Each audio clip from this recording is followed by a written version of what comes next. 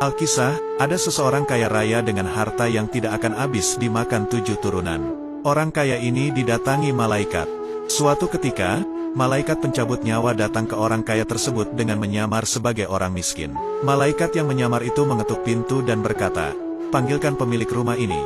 Para pelayan di rumah itu justru menertawakan dan membentak malaikat yang menyamar tersebut. Mereka mengira malaikat itu datang untuk mengemis.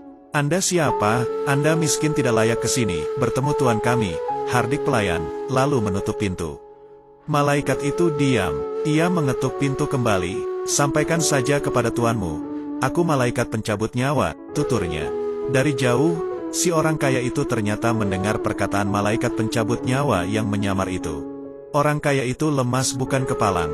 Kepalanya tertunduk, lantas mendatangi pelayannya dan meminta mereka untuk memelankan suara dan berkata lembut. Orang kaya itu menyadari umurnya sudah tidak lama lagi. Ia akan segera pergi meninggalkan dunia. Tak lama, keluarganya pun datang.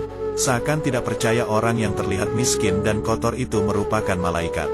"Segeralah berwasiat, aku akan segera mencabut nyawamu sebelum kau sempat keluar rumah," tutur malaikat kepada orang kaya. Tak lama, orang kaya itu pun wafat. Sontak, para keluarga histeris dan menangis.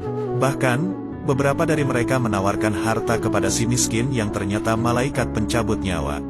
Akhirnya, mereka tahu, ternyata harta tidak bisa menyelamatkan si orang kaya.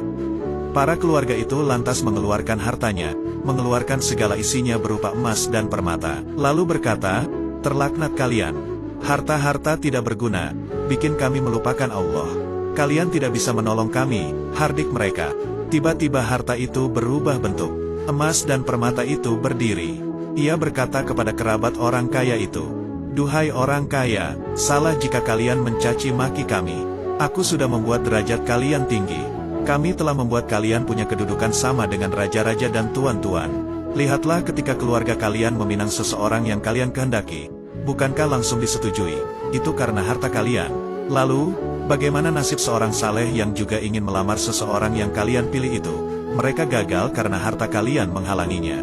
Dan masih banyak lagi." Sang harta melanjutkan dan berbicara lagi. "Wahai orang kaya, bukankah kau menggunakan kami untuk membiayai orang-orang kejam dan kami tidak berdaya untuk menolak? Wahai orang kaya, jika kau memilih menggunakan kami untuk berbuat baik, kamu akan dapat kebaikan. Sedangkan jika kami digunakan untuk kejahatan, maka kamu akan mendapatkan celaka," terang si harta menjelaskan. Begitulah kisah harta yang berbicara. Malaikat pencabut datang dan ternyata harta tidak bisa melindungi dari orang kaya, seberapa kaya pun orang tersebut.